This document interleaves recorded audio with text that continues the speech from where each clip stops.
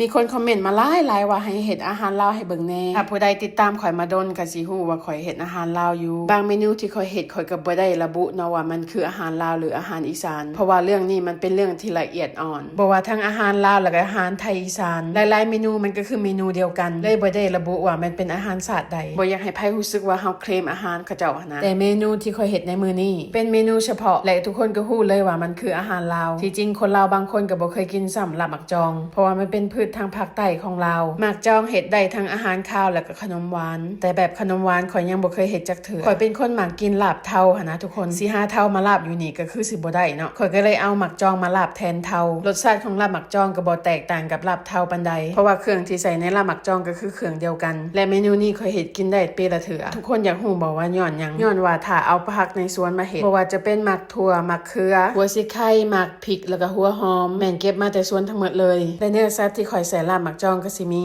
ปิ้งปลานิ่นแล้วก็หอยเชอรี่ข่อยเอาปลาไปปิ้งย้อนว่ากลิ่นมันหอมกว่าเอาไปต้มและปิ้งปลาของข่อยก็สิแบ่งครึ่งนึงให้สามีกินอีกครึ่งนึงข่อยก็เอามาใส่ลาบก็สิแกะเอาแต่เนื้อปลามาใส่น้ำปลาแดกที่ข่อยต้มเรียบร้อยแล้วเลยข่อยก็สิมาปรุงรสชาติใส่หมักเผ็ดป่นแล้วก็ข้าวขั่วแล้วก็ใส่น้ำปลาลงไปจักหน่อยหลังจากที่ปรุงได้รสชาติตามที่ข่อยต้องการก็ใส่ผักที่ข่อยซอยไว้ลงไปเลยข่อยใส่หมักจ้องลงไปขั้นตอนสุดท้ายเลยเด้อทุกคนเพราะว่าบ่อยากคนหมักจ้องมันหลายหั่นนะและนี่ก็คือหน้าตาลาบหมักจ้องของข่อยมาเด้อทุกคนมากินลาบหมักจ้องนำกันเด้อสบายดีทุกคนมาเด้อกินเมนูลาบหมักจ้องเมนูของคนมักกินผักอีกแล้วลาบหมักจ้องแซ่บๆโดนๆสิได้กินเทื่อหนึ่งผักในสวนข่อยมีผักในสวนลายเนาะข่อยก็เลยเอามาเฮ็ดลาบหมักจ้องกินแซ่บ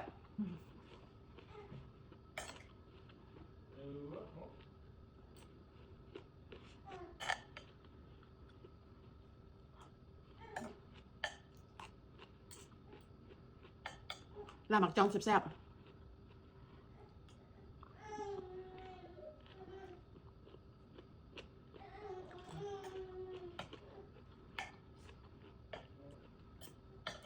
ให้แดดดี้เขาดูโทบี้ให้อยู่